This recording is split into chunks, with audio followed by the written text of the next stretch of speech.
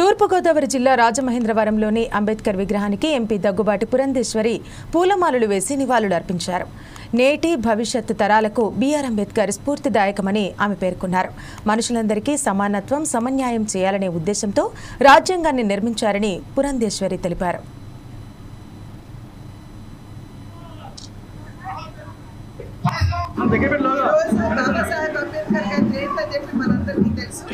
మనం కేవలం ఒక రాజ్యాంగకర్తగా మాత్రమే బాబాసాహెబ్ అంబేద్కర్ గారిని గుర్తుంచుకుంటున్నాం.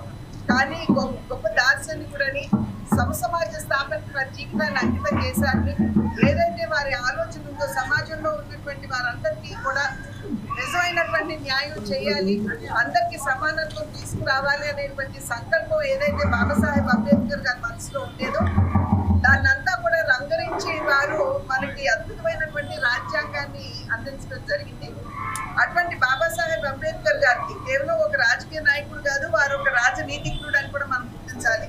ఆ సందర్భంలో వారికి నిజమైనటువంటి నివాళి కేవలం ఈ రకంగా పుష్పమాలు వేయడం మాత్రమే కాదు, వారి సంకల్పం, వారి ఆశయం ఏదైతే ఉందో దాన్ని ముందుకు మనం నిజంగా అంకిత భావంతో ముందుకు తీసుకెళ్ళినప్పుడే అది నిజమైన నివాళి అవుతుందని చెప్పి భారతీయులందరూ కూడా గుర్తించవలసినటువంటి అవసరం ఉంది. అయితే బాబాసాహెబ్ అంబేద్కర్ గారి జీవితం ఏదో పూల మీద నడకలాగా ఎప్పుడు లేదు.